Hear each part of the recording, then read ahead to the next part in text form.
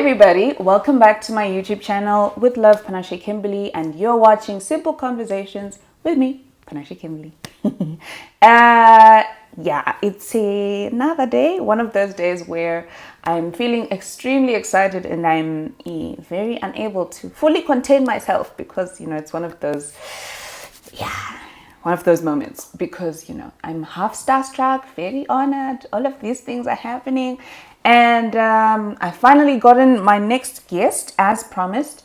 And once again, thank you so much for all the support in the comment section. I don't know if you've noticed, but I reply to all of your comments. So just look out for my reply. Let's have a small conversation if you'd like. And yes, keep me posted on any feedback that, any comments, any upgrades that you'd like me to make, etc. So just let's have a conversation going in the comment section. And if you haven't subscribed, every Wednesday we're going to be here and you're going to love it here. So subscribe and tell a friend to tell a friend to tell a friend to subscribe. Today, allow me once again to read my letter as usual because I like to honor my guests. On this show, we give people their flowers. So give me a minute to just read my letter concerning the guest of the day. Today on Simple Conversations, we are joined by a woman whose voice, style, and presence has become a defining part of Zimbabwe's media landscape. She's a powerhouse behind the mic, a confidence coach, a trailblazer in broadcasting, and a true celebration of modern African womanhood. She has spoken on a multitude of platforms, locally and internationally, and she has been awarded a couple of prestigious titles. For me, she is a personal inspiration. I've been privileged to see her life through a small window for a short time, and she taught me a lot about how I speak. She used to say, Panashe, you need to pronounce your words, enunciate, you should be clear, not just brr, brr, brr. And this was me coming back to her to say, Ndagone. I was like, yeah, okay. Yeah, but next time you should really pronounce your words. Take your time. So most of, if I'm not speaking properly, I'm actually letting her down. So, because she taught me a lot. And from radio waves to TV screens, and now here with us, it is my honor and singular pleasure to welcome the phenomenal Becky K. Yay! Oh my gosh, as you were reading that, I was like, do I do that? Yeah, you do. Wow. I mean, like... I felt like I was a bully low-key. No. You know what? It's not bullying. It's what? Training. It's there's a difference. Oh, it's training. Yes. You were training, not bullying. Bullying is house cook gone. Oh, okay. Yeah, yes. All right, so but, I'll take that. I'll take that. So, yeah, you're a pretty good trainer. I mean, I thought I could speak already. And then Becky was like, Panashe, you need to pronounce your words. You're doing okay. Your voice is lovely, but pronounce your words. Yeah, I remember the first time I met you, I was like, first of all, I was like, man, this girl is gorgeous. This is a beautiful girl. And something in me wanted to protect you, like from every corner or every angle that I could possibly protect you from. I wanted to do that. Then I heard you speak and I was like, bingo, we're in the money. let's get this work done. Yeah. And the fact that you also loved it helped a lot. And so it was easy to sort of like groom and get you to a place that I knew you could be at. So there'll be times when I'll be like, oh, if I'm not there, oh, is Panashe there? No, it's fine then. No worries. If Panashe is there, I know it's gonna go well. And you're doing so amazing. Thank you. Well done. Thank you. I'm really chuffed. Me too, yeah? Just one day at a time. Yeah.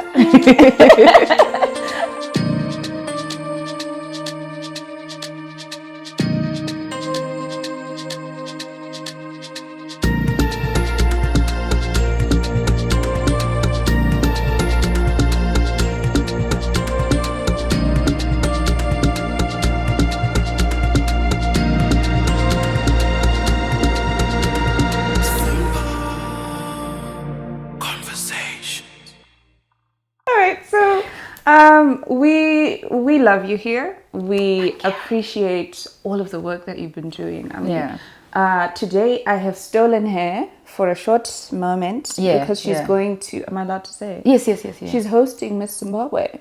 Miss Universe, Zimbabwe, yes.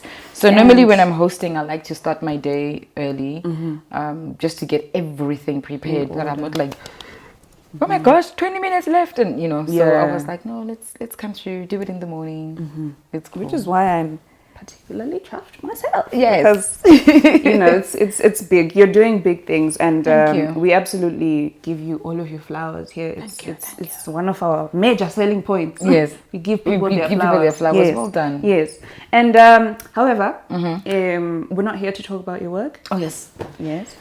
As much as we love all of the things you do, we're here to talk about you as an individual, because the idea is to inspire, is to train, to teach people, and to connect with people who are, who we can touch, right? So we'll start from the beginning. Let's go. Becky K, Rebecca, the young one. Rebecca, the young one. Tell us about Rebecca. She was a happy child. She had a very good childhood. Most memorable moment was my 10th birthday. For some reason, till today, even my daughter asked me, like, what birthday do you remember the most? Like, I'm 40 now, and I'm thinking, my 10th birthday. 30 years ago. 30 years ago. Yeah. That birthday will never, leave my mind for as long as I can remember.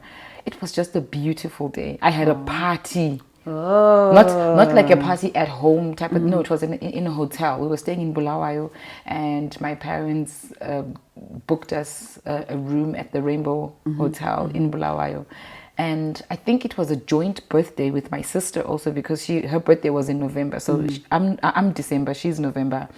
And it was like a joint party, but we didn't care. It was so much fun. Wow. Seeing all that cake, the presents, the goodie bags. There was even a jumping castle at one corner. It was, oh my gosh.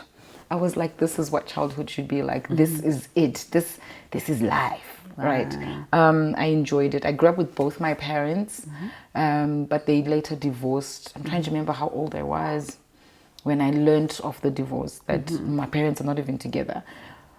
Oh, how old was I? Grade 7? Grade 7 was what, 12 years? Yeah, 12. Yes. So can you imagine, after having such an amazing 10th birthday, 2 years later. then 2 years later you hear, oh, listen, your parents are not like even together like that. Okay. Then from then on, I had questions as to, is this what life is going to be like? Okay. Like, I'll be living with mom and dad is not there. And we grew up being told dad is working in Harare. Okay. Dad is working in Harare. He had a company in Bulawayo, but for some reason He was working in Harare. He came and he opened another business in Harare. So he was between Harare and Bulawayo. So did I see my dad? Yes, I did see him. And there were times when we were now so used to staying with my mom that when my dad came home, we were like, ugh, what does he want? Oh, because now it's a girls' circle. Yes, now it's a girls' circle. I mean, and looking at it as well, it was like I was happy he was there, and then okay, 2 days, my guy, bye, like go, because when he came, he would come and bonga in the house, and and I'm like, oh man, like what is this? So yeah, I had a pretty cool childhood. I had strict parents. I had parents who had a vision for me, who made me believe in myself. Although there were times when I didn't. No, I didn't. I think my being confident started when I was a bit older. Okay. Yeah. Okay. Young, I would have fun. I was the child that they would call Yautambe when there were visitors. That girl. I was that girl. I was that child. Yes, and I'll get my $10. The money would the money would be nice. Yeah. And then you're like looking at that auntie that you know, and if I wanted to be extra, I'll dance on the table. Okay. Yes. Yes. Okay. So yeah, it was a fun childhood. It had structure. It had a clear pathway. I knew what I was meant to do as a child. What did you then end up doing? Did you do what you thought you were going to do? No. What happened? I think I grew up, Okay. and I realized some of the images that I painted in my head were just momentarily, Okay. like, yeah, they were not for the long run. It was wake up, let's get the work done, let's do. Incident in question, it was like when my dad would come, right? He would take us shopping. Okay. Grocery shopping, like snacks. I mean, like grocery shop. Like we'll go in for snacks, but we'll each have our own trolley. Okay. And he'll be like, fill it up. Okay. Get what you want. That was my dad. Because I think he was trying to fill up a gap because he wasn't there the whole time. Yes. So I saw my dad as Father Christmas. He always had to provide. Yes. Always. And he did. Fast forward now when I'm all grown, I'm expecting a man to do the same. Yes. I'm expecting a man to do the same. And then reality... I'll be like, yes, my sister. Yes, my sister. Like, yes, I can provide, but not all like the that. time. Like, relax yourself. Okay, so okay. that and what I thought I was going to be and what I am now, not even 7. I don't know. I wanted to be a computer programmer. Whoa. Yes. First, it sounded really nice to say, Yes, I'm a computer programmer. Yes. And then it shifted from computer programmer to air hostess. Okay. And then, because there was that lady who used to do a stay free advert thing. Yes, on TV. Yes, and she was a flight attendant, and I was like, ooh, I want to do that. And then it shifted to a lawyer later on in life, and then I ended up in the beauty industry, and then now I'm in media, and it's like, okay, girl. Yeah. So what I thought was going to happen in my childhood, I actually thought I was going to study in Australia. Okay. In Perth. No, at Bond University. I think it was in Perth. I remember filling in the applications and everything. Yeah, and I ended up being here, doing what I didn't think I was going to do, but it turned out okay. Yeah, it did. I'm not complaining. Yeah, of course. Yeah, it turned out good. When did you find your voice? When did you realize this might be my corner? As in career-wise? Career-wise. Or when you realized that your voice was something special? I want to say grade 4. Okay. But I am going to say, 29, 30? Okay. Because that's when I actually activated it. Okay. Why I say I want to say grade 4 is because... when you do like the school plays the class play, the nativity play is brought to you. I was that girl. Okay. I was the voice. You were Mshamarari. I was the Mshamarari. I was the narrator for the class plays. Okay. And my teacher, Mrs. Nube, bless her soul. Teachers. They're very special they either make or break a student. Yes, they do. And if a teacher doesn't believe in you, you are done for.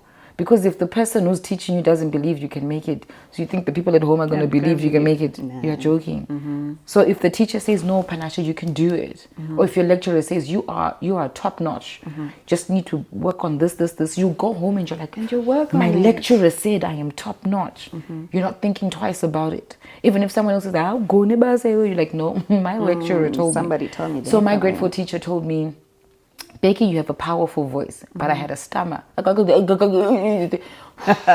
would take me hours to just put a point across, and I loved talking. And then worse, when people got me angry, I had a temper. Yes, and my mom had to sit me down and say, Iwe,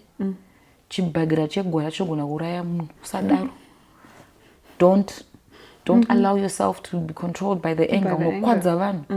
And I was like, but yes. Later on, my mom then prayed for me and, gave me exercises to do. And she really walked through with me, and God answered her prayer, my silent prayer too. And I managed to be in control of my speech. Okay. Yeah. So grade 4, my grade 4 teacher would be like, Becky, you're going to be the narrator. And I was like, but I stammer. And she's like, don't worry, you'll be able to. It's giving, what's his name, Moses? It was giving Moses. Giving Moses. Just no staff, but it was giving Moses. And she would sit with me and she'd be like, there's the script. This is the story. So she would read it out to me and then she'd be like, say what I said. Good morning, school. This is like, okay, you know what we're saying. You know your class. You know your name. You know the story that we want to dramatize here. Just give us that as an intro. And then step by step, as the drama is unfolding, I'll be like, and Mary felt pain in her stomach. You know, and then Mary will have to feel pain in her stomach. And like, like, so I was the one who was giving direction. I was giving the cues and all. And I did this from grade 4 until grade 7 in primary. Okay. And that was how I sort of like knew I could do it. And when I was the narrator, I did not stammer. I wouldn't. There'll be no stammer. No stammer. No stammer whatsoever. Wow. But let's talk like this. Oh. You'd be sitting there going, oh my gosh. Like, when is she going to keep quiet? Because Atiji, so later on in life, when I actually put it into action, was when I was serving in a church in South Africa. And, you know, being in South Africa just opened my eyes to a whole new world. I would see presenters on TV. I would see Bonang Mateva. And I'll be like, I can do that. I can do it. But I didn't have a platform. I didn't know where to start. So I started in church in South Africa, a church called Becky, Christ Ambassadors. Okay. Yes, with Bishop Ida Peterside. And he also saw it in me. And he gave me the mic and a camera, and it was, do your thing. And the more I did it, the more confident I became. And I would do the announcements in church. I would do the testimonies in church. I was that voice that you would hear in the church. And, you know, seeing people's faces light up on a Sunday, like, hey, today we're going to hear Becky. Oh, it made me smile. Yeah. Then I moved to I moved from South Africa back to Zim. Life happened. And became part of another church. The men of God there also saw the talent in me and said, you, gonna be big. And I was like, I don't know, whatever. Because at that time I didn't think I was going to become anything. I know. I didn't. And then his brother, who was an apostle in the church, prayed for me, anointed me, and he said, I anoint you to be a presenter, but not only in church, but in the world. Like, your voice will be heard. He's the one who gave me my tagline, my voice shall be heard. Yeah. So I run with it. Like, my voice shall be heard. So I must have been, how old was I in 2016? The math is so bad. But anyway, it was 2016 that I was given a platform to host Miss Tourism. And that's when people got to know. And I wasn't even Becky at that time. I was still using my full name, Rebecca. Because I remember on stage going, hey, everybody, my name is Rebecca. But now I'm like, hey, I'm Becky K. Yeah, so discovered when I was young, but actioned out when you were older. When I was older, because in my teenage years, I cannot remember a time where I actually used my voice. I think that's when I was, you know, like when you're a teenager, there's a lot going on. As a girl, you got boobs growing, your hips, and now you think you are this, you know, slick Rick. I did get involved in entertainment things at school, but never really to say, join public speaking and be like an orator. No, I would lie. Okay. Well, adolescence. No, adolescence is the pits. It's the Nobody's ever said that so clearly, like so straightforward. No, it is the pits. It's the pits. Because if you look at it, you should be knowing what you want. Yes. But no, you don't. No, your mind is saying yes, and your hormones are going no. Yes, like shout at them, mutuke. And you're thinking, why am I thinking like that? Hey, you know. So no, adolescence for me. Yeah, me too. Did you ever get to a point, or did you ever feel like at some point you lost your voice? Oh yes, absolutely. I was 23. Okay. I had just gotten married because I got married at 22. Okay. Don't do it. no matter how much you think you know. You don't. I think marrying young really needs mature people. Okay. Yes, I thought I was mature enough to get But then married isn't at that the 22. thing? We always feel like we're mature enough Ah, until guy, we don't know anything. But and you see now, girls, women mature faster than guys. And so I was 22, he was 27, and I was thinking 27. Antoziva zvarukuda and everything. So he will guide me, he will lead me. and then Sure. At 23, I remember sitting down, talking to my mom on the phone. She was in Zim. Was she in Zim? Yes, she was in Zim, and I was in SA. And I remember talking to my mom and saying to her, my mom is late now. That's why every time when I talk about her, there's like little pause. But I remember sitting, talking to her and going, I don't know if I'm going to make it. I think I made a mistake. And my mom, with all her insides, wanted to tell me, but she didn't. Okay. She rather said, how can we make it better? How can we fix it? And for me, that's how I am also with my kids. Even after I've told them, I told them don't do that, and then they do it. I'm not the one to be like, I told you, unless if I'm like, poking them or whatever, being playful about it. But I'm never the one to come back and be like, I said it. I said it, and you didn't want to listen. Didn't want to listen. She literally said, so how can we make it fix better? it? I lost my voice totally. My ex-husband had stripped my confidence that I had, worked so hard to gain. Yes. Remember trying to get over the stammer, trying to just get over people's perceptions about me because I had a stammer and just being understood. Okay. No, by the time I was 23, that's when I had my son. Oh, my voice, nothing. I was a doormat. Wow. I was a doormat, and I can't even pinpoint how I got there. In hindsight, I think I wanted to be accepted so much, I allowed anything to happen in hope that they'll like me. They'll like me. My in-laws will treat me better.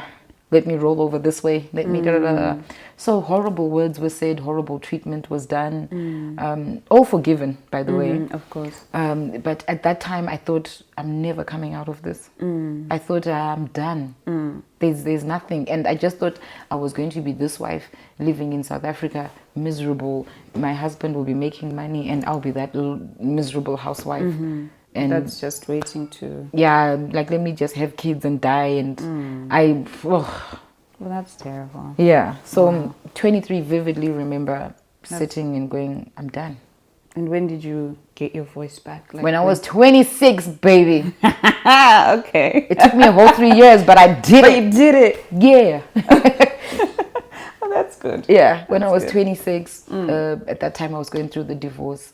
And there's just something about a divorce that is, I don't want to say positive, but positive. Okay. Because most women, when they go through a divorce, it's all doom and gloom. It's negativity everywhere. You feel like, hey, I failed. Because that's how I felt. Because that's how it feels. I felt like I had failed and I'm not coming out of this. And these are the dumb rules. Okay. Nothing.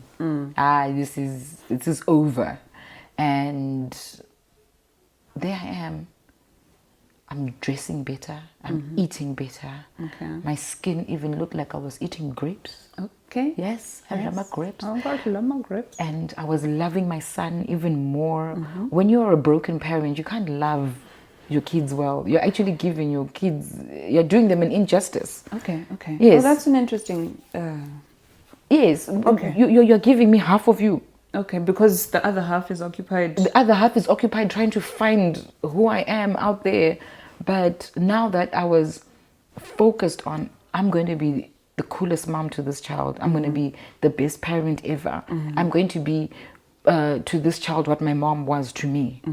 Because if I look back, my mom really tried to groom us in a way that we actually didn't feel the gap of dad wasn't there. Okay. So I told myself my son will never fill that gap.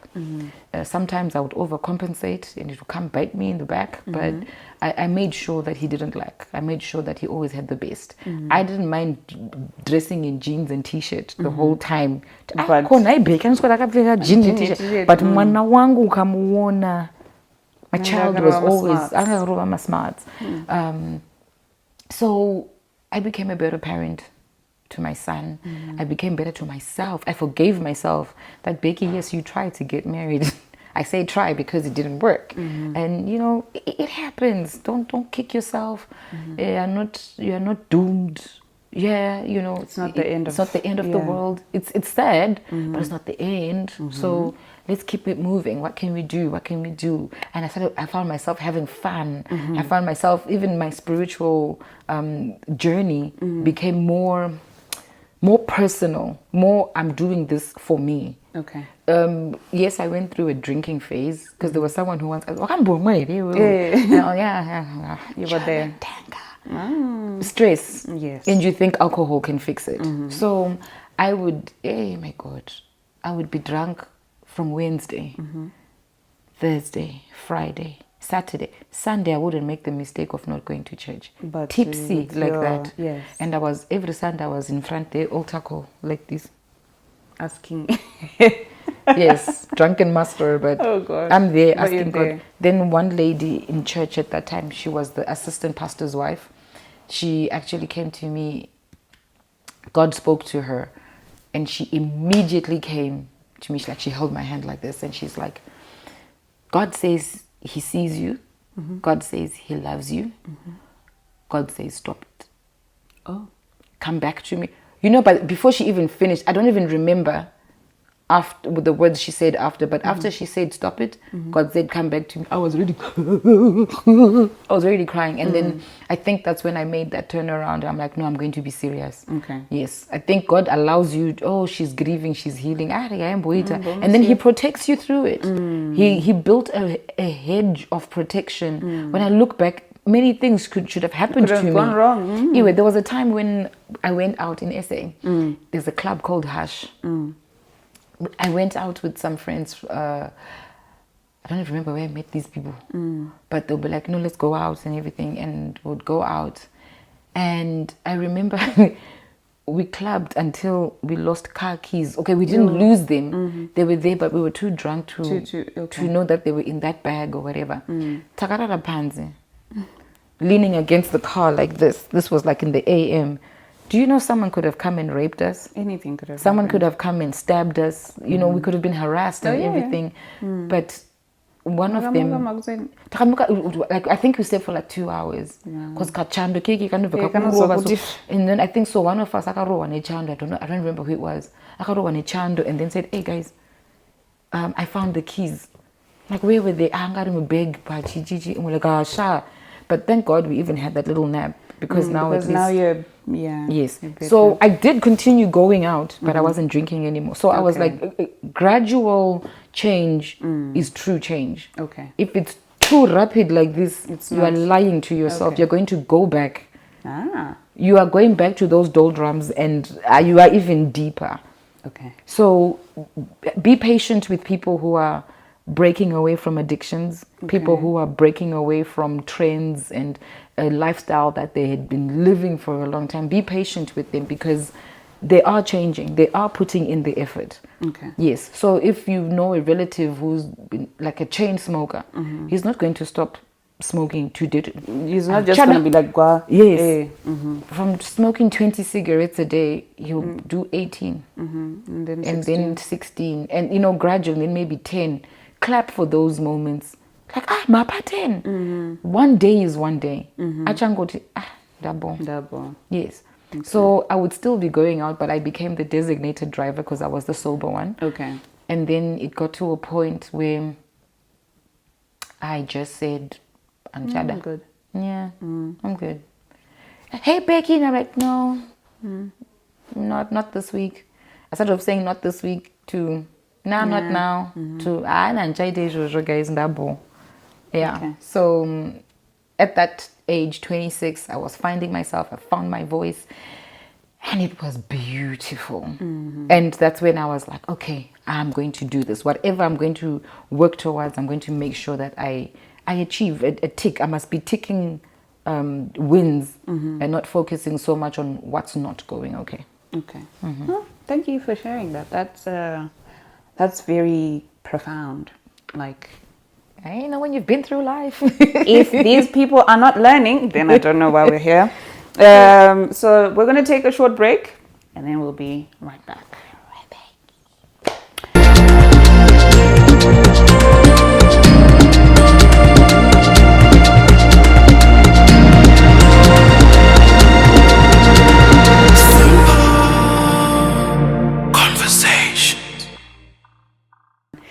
All right, so we're back and we're with Becky K. And I don't know if you're not learning, I don't know why. But if you feel like this podcast is adding value to your life, please leave a subscribe. I would really appreciate it. Yeah. Also, give it a thumbs up so that other people can see this content and we can, spread the word. I'm on my road to 10,000 subscribers. Yay! I'm currently about, almost 1,000 left. Really? Yeah. Girl, you know what? You gave me the confidence I needed to do what I was supposed to have done many years ago. Please do. I used to post like little videos on my Instagram, and then people were like, "Where's the full video?" And I'm thinking, okay, like what? Where's the YouTube channel? And I'm like, eh. But seeing you doing it and going, hey, 10,000 subscribers. No, I'm so going to do it. Please do it. I'm going to do it. I won't even think twice. And I doing will it. take this entire channel and say, subscribe. If she does not start with 10,000 subscribers, somebody must answer. Too kind. So, why coach confidence in women? Women go through the most. Men can get up and move. Not saying they don't go through Of course they do issues go through a that lot.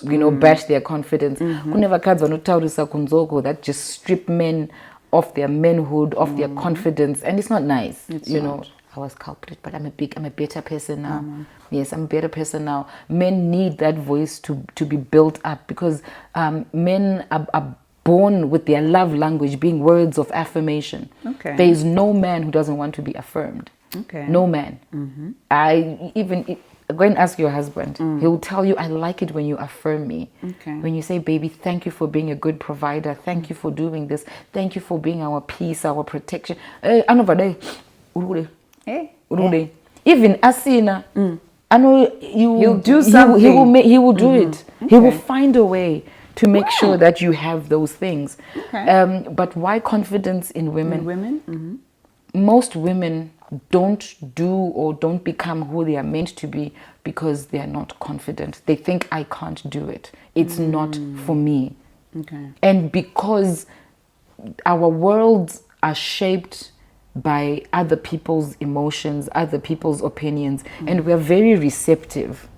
So if I tell you, God forbid, I'm like, Panashe, you're going to amount to nothing. Then you're going to take that in. You're going to take that in. But if you tell a guy, you're not going to amount to anything, I'm like, what? It will still poke him, but he'll be like, I want to prove a point. And then the man will go and fight. Now a woman, you tell a woman, you're like, I want to nothing. The woman will go into a little corner, into a little cocoon and be like, oh no, she's so right. I can't do anything. Pity party, everything. And then gone. Yeah. So my focus was on young girls because I'm thinking about myself when I was 16. Remember, I was saying my the adolescence, that stage, yes. my adolescent stage. No, girl, I couldn't. But if I had someone like me when I was 16, I would. I'll still be doing what I'm doing, but maybe up there. Oh my gosh, power of powerhouses. Yeah. Me, I would be the socket. You'd be the socket. I would be the socket. You'd be the zest. Yes. Right now I'm just the plug. Working on being the socket. But women do need that uplifting voice. Right. Yes. Tell me it's not a big flex when a beautiful woman tells you you're beautiful. Oh gosh. How do you feel? Aha. The girl is hot. The girl is on fire. Chaka batana. Oh my gosh, Kimberley, you look oh my gosh, you are gorgeous. No, really, oh, Ndamandatotsanga confident boost. What a confidence booster. What a wow. So I wanted to be that to other women. I wanted to be that voice. I wanted to be that confidence booster in women, regardless of what they're going through in life. I speak to women from all walks of life at all levels. I speak to CEOs. I speak to corporate women. I speak to ladies in the middle. I speak to women who think they are down low. I do. And you can see how they light up when they get that confidence booster. Yes. Like, I'm so sorry you're going through this, but don't worry, it's going to be okay. You can make it. And sure, big, you know, like, trust me, you can. Then I sort of like give a little bit of a guideline, which is just basic knowledge. Know what you want to do in life, plan it out, write it down. If it's not written down, you're not serious. You can't just be thinking it and saying it. Is writing it on my iPad enough? No, baby. Peanuts! Don't make me come there. So seeing women go through the things that they go through in life, every woman needs that confidence booster, that confident voice, like a sister's voice in the background telling you you can do it. You can. So just those basic things. Know what you want. Write it down. You were asking, so type Is it. it okay? Yeah. No. It must be on a chart on the wall. So you've typed out your goals. I've got things typed on my phone. Yes. But I also have a notebook. I have a journal where those things are written out. Okay. Yes. My mom used to say the shortest pencil is better than the biggest memory. Okay. So even if you say I'm thinking about it, if you haven't written it down, it's wishful thinking. Okay. Yes. So writing it down It's like manifesting. triggers something. Yes, it triggers something in your mind. Your mind doesn't know what you have and what you don't have. Okay. So when you write down that I earn this amount of money, in your mind, your mind is like, we already earn this amount of money. So when you're now putting in the work to do it, it's easy. Okay. Yes. So if you write down, I attract good things. When you walk out that door, you will attract good things. Not because you've told yourself, but you've told yourself and you've also written it down. Get the basic things correct. Get the basic things right. What paperwork needs to be in order?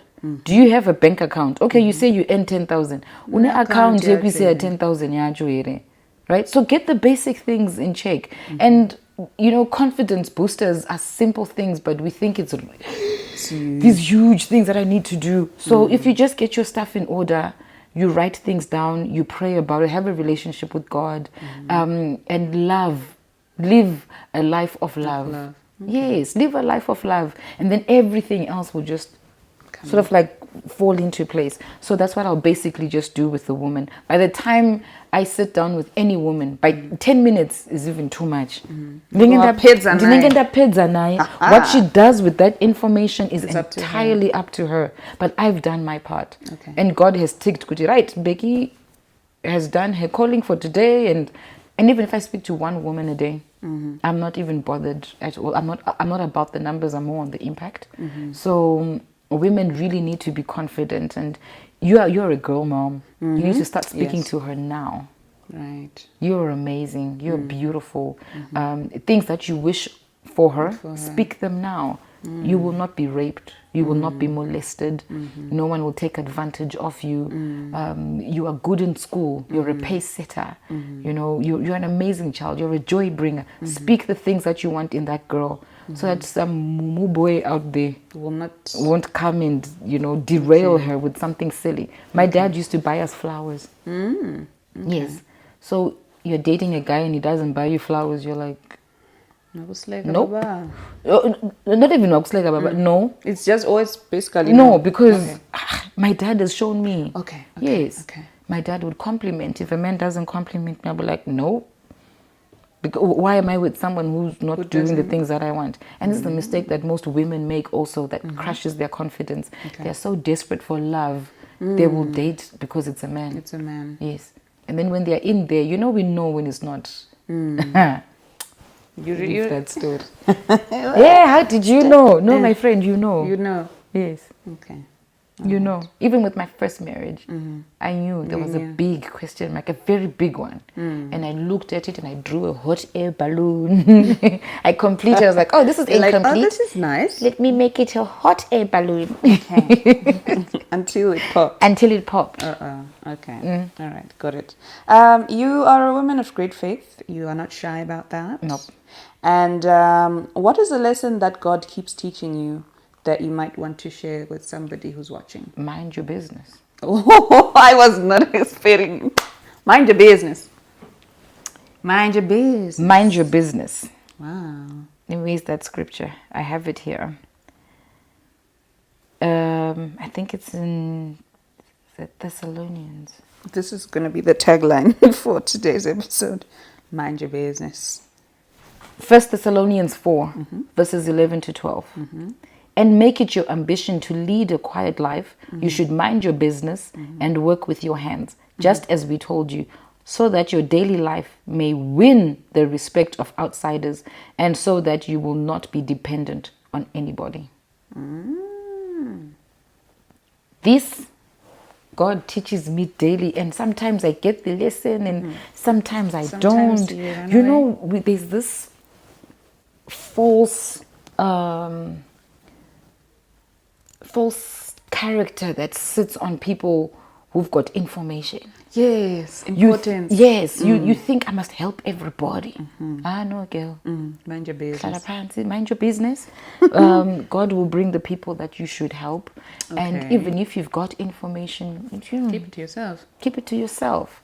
You know, there's a thin line between inquiring about something and gossip.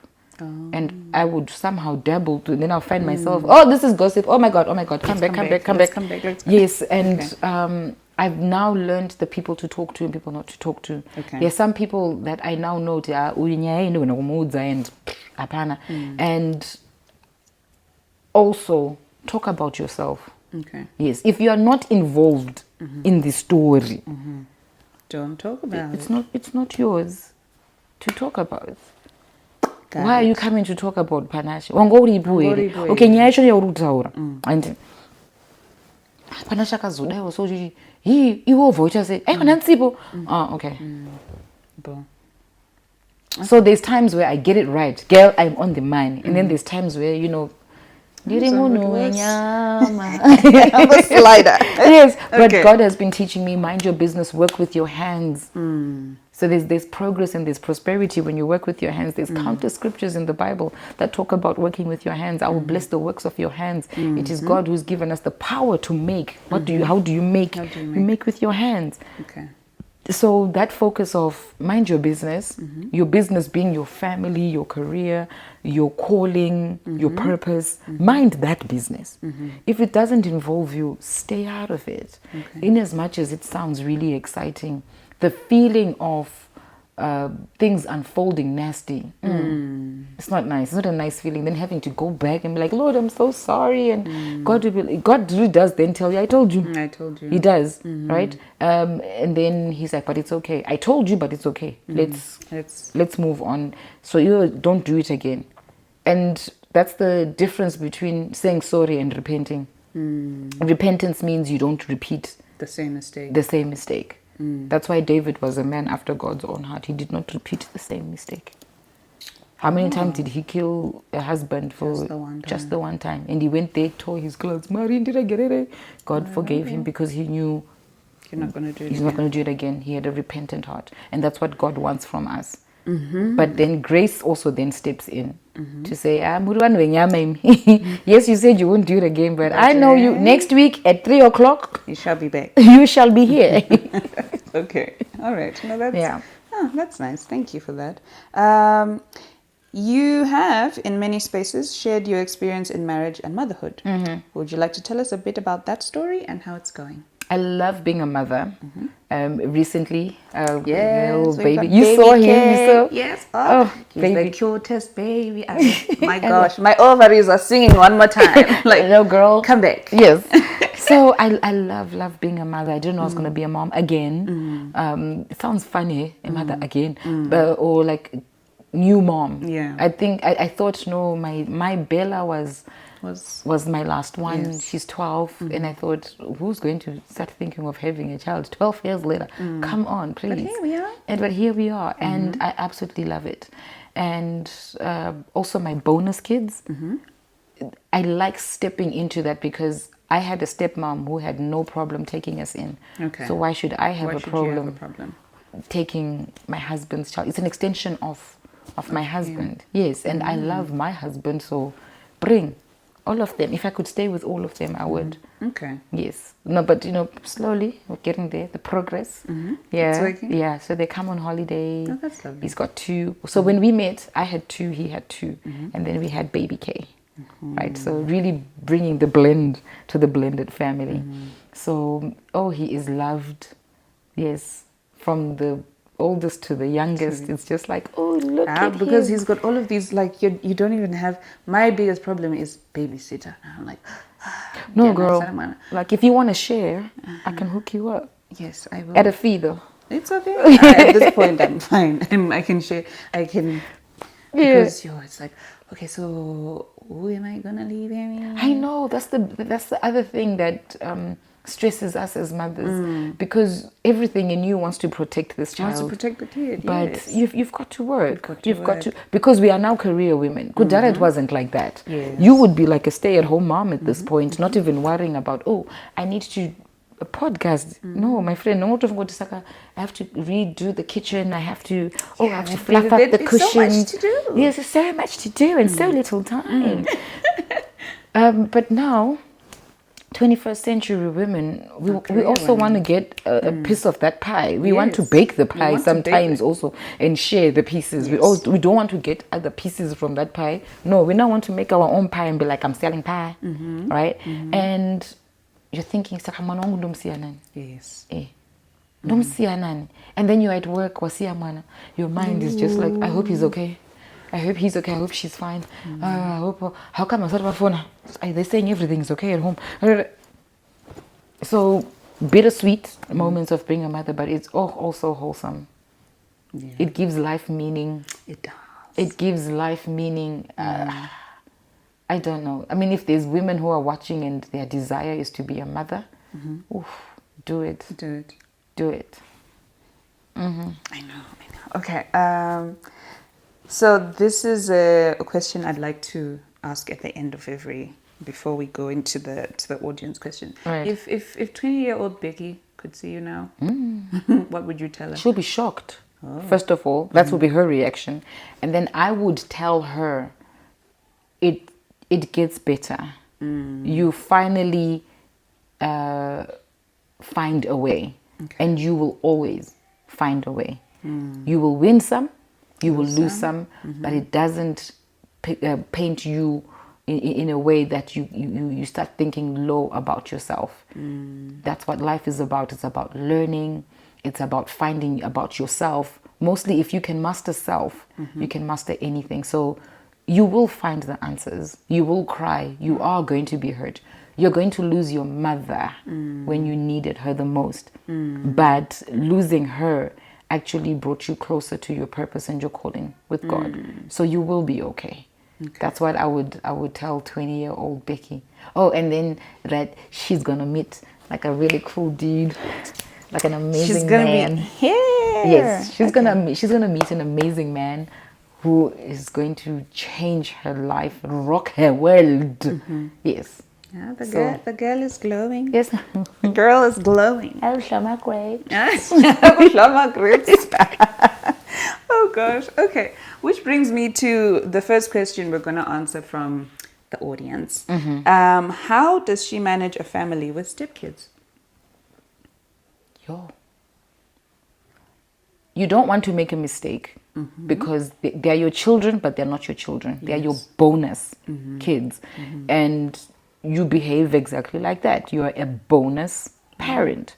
When in doubt, inquire with the biological parents if they are still alive. Okay. In this case, my stepson, well, my stepson stays with his mom. My stepdaughter is with us now. And when in doubt, I inquire. The father is there. Because children have their father's blood. Yes. So when you don't understand what's going on with your child, ask the father. Ask the father. If the father is not there, sorry if he's late, look for the family. Find out things that happen in that family.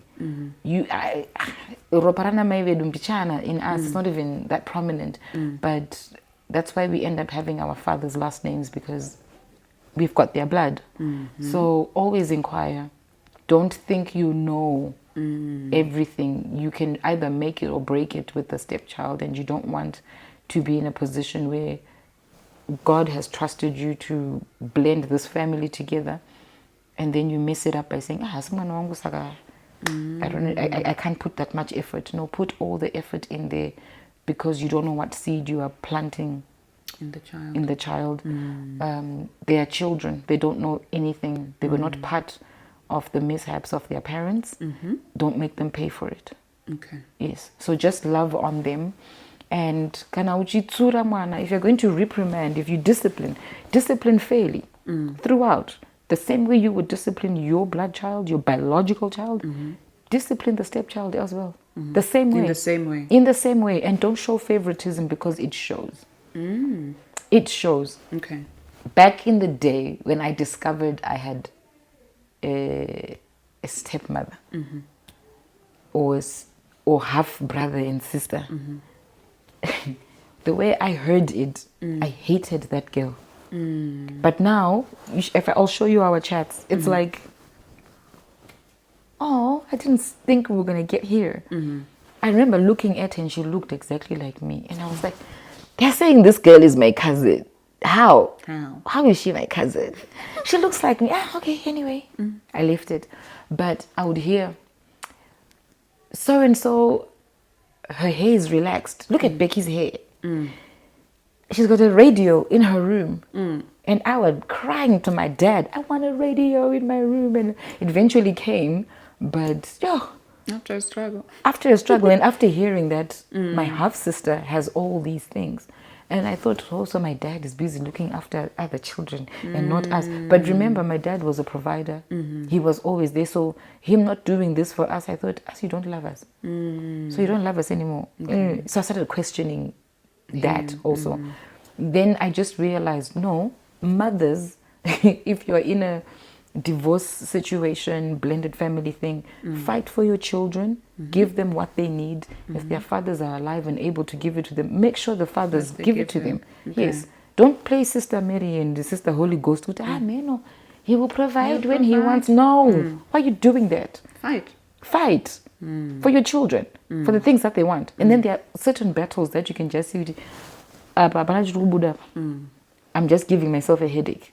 Those ones you wash, you leave to God. It will come back full circle. Oh, trust me. It will come back full circle. And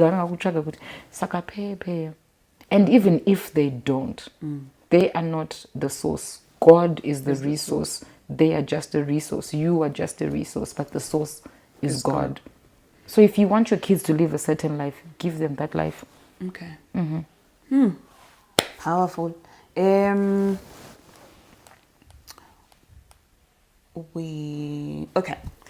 Being someone who posts about the word and being human, do you not feel an imposter syndrome or a hypocrisy factor that you can be showing, like you're praying, you're prayerful, but then you come out into the world and you've got your weaknesses? Do you ever feel imposter syndrome? If I don't feel imposter syndrome, it will feel like I can do it all by myself.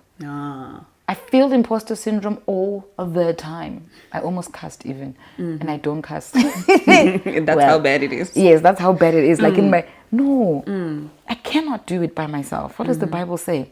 In your weakness, God comes through and shows that He's your strength. Okay. You cannot do it by yourself. So yes, you will feel imposter syndrome. Waposta scripture wena chabaya baya chabata vanu, and you're like, but God, you know I'm struggling with this thing, and God says my grace is sufficient. So yes, I do feel imposter syndrome, but I thrive beyond that imposter syndrome because I know I'm not doing it by myself. I've got God with me. I can do all Yes, things. I can do all things through Christ who strengthens me. He created me in his image for his purpose and for his glory. So if he says, Becky, today you are posting Jeremiah 29, I'm posting Jeremiah 29. Okay. No matter how many times I've posted it, if God says to me, because I'm just a mouthpiece. I'm not saying I'm perfect. Oh, please, I am not perfect. But the one who is within me is greater than the one who is in the world. So Varimunyika will question things like imposter syndrome, hypocrisy, what. It's fine. Think like that. Okay. But for me, the one who holds my hand is so much greater. And after when I've done my purpose and my calling on social media, I can hear him clapping with the angels. They're like, yes, You have done she well. did it. And then the rest is up to him. I plant. I mean, God plants. We plant the seed. We plant the seed. God waters it and makes it grow. All you have to do is plant the seed. Okay. Let God water it. Let and the watering part of it is word of mouth. People talking about, Amy, did you see Becky's video? Did you see that? That's word of mouth. People are watering it. And then it says what? Apollos makes it grow. Or Apollos being like the rain god or whatever. But depicting that God is the one who makes things grow. So plant the seed.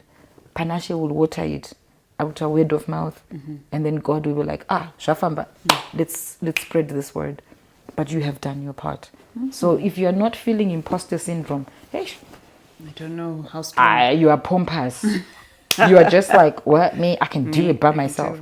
You can't do it by yourself. So you will feel like, do I deserve to be in this room? Do I deserve to be on this platform? Do I deserve to be on the stage? Do I deserve this man? Do I deserve this family? Girl, you don't deserve none of it but God. Exactly. Alright. So just making you look at imposter syndrome in a different way. Okay. Yes, because everyone has painted imposter syndrome like, oh my gosh. No. Imposter syndrome is a sign that you're not alone in this thing. This one was Fertility Journey. Fertility Journey is a podcast on its own. Oh. But yeah. I will Break it answer down. it this way. If you want it bad enough, you will not stop. Okay. You won't stop at anything until you get what you want. Okay. There's a line I heard recently and it blew my mind and it answered so many other things. It said, if you face a challenge on the path that you are taking and you retreat or you draw back, you never really wanted it. You liked the idea of having it. So going through 6 miscarriages and still saying, I'm trying again, sounds crazy, huh? And you still, sit down, girl. I said, no, God, I've got people watching. People know I pray to you. Answer me this. I just want a child. And so it's not like I can't have a child. There's things happening. I don't know what they are. Fix them. And that's when God started taking me through, check your diet, do this blood test, take this medication. But some of us want to over spiritualize things. Yes, You are praying, but you're not checking if your body is okay. Or you're doing the medicine thing and you're not praying. No. Do both. Do both. God It's will not being ride on what. unequally yoked. It's not being an equally yoked. Being an equally yoked is you pray, and then you go and seek the same path, but no, the same channel, but different path. Different. Okay. That's being an equally yoked. Okay. After you pray, when you pray, you say you're believing in Jesus Christ as your Lord and personal Savior. You believe in the Holy Trinity, the Father, the Son, and the Holy Spirit. And then we'll see your Father, Son, and Holy Spirit, and then you want to go and do crystal. You want to go and burn sage. It's still a spiritual channel. But path here, where in the Bible did God say do Burn a crystal, burn sage, do this and all of that? So that's where the unequally yoked comes. And also when you've taken that spiritual journey, after you pray, you get up on your knees and you're like, I am the shaka uma. Doubt. That's being unequally yoked. It's like double standards. Like why you just left your prayer room there or your prayer corner. Now you are coming to lament as if you have not prayed. As if you've not prayed. Or you're chilling, having coffee with your girls. And so Panashe, I said, it's hard, guys. The angels are like, wait a minute. To cancel everything you've prayed for. Yeah. Okay, back to the drawing board. So sometimes we are our own witchcraft. Okay. Because there were times where I'll be on the phone with my friend. I'll be like, when are you falling pregnant? And she'll be like, no, don't talk like that. I'm like, mean girl, I've been trying. And this thing keeps releasing. I don't know. What's up with that? And I kept on trying because I knew God was going to answer me. I knew it. That's why I kept on going. Not because I was trying to prove a point. No. I knew God was going to answer me, and I just needed my mind to be at a certain place. I needed my body to align with my spirit. Everything had to be, and no more doubt. My husband and I had to be on the same page, and having a good doctor, a doctor that prays, is important. Okay. Yes, don't just go to any doctor, Nje. You need a praying doctor. Yo, that's powerful. You need a praying doctor. You need a praying doctor. You need a doctor who stands with you in faith and says, we will do this one way or the other, whether it's IVF, whether we're doing test tube baby, whether we're going to put you on hormonal tablets or whatever. It's going to happen. It's going to happen. So for those going through a fertility journey, believe that God wants you to have that child. Yes. Because children are a heritage. Yes. So if it's in the Bible, it's yours. Wow. Again, if you have not learned, I don't know what you're doing here. But ladies and gentlemen, the amazing Becky K. She has taught, she has inspired, she has uplifted me and you. And thank you, Becky. Thank you for coming through. It's amazing. The things that come out of your mouth are just amazing. I shock myself sometimes too. I'm like, what? I'm like, what? Who said that? It was you, girl. Like, you said it. Who said that? You. And yeah, well, thank you again. Thank you, Panashe. I feel like your conversations are like, we need a part 2 of you, like Oh another gosh. day. Come We're on, like, guys. This is enough. You should write a book.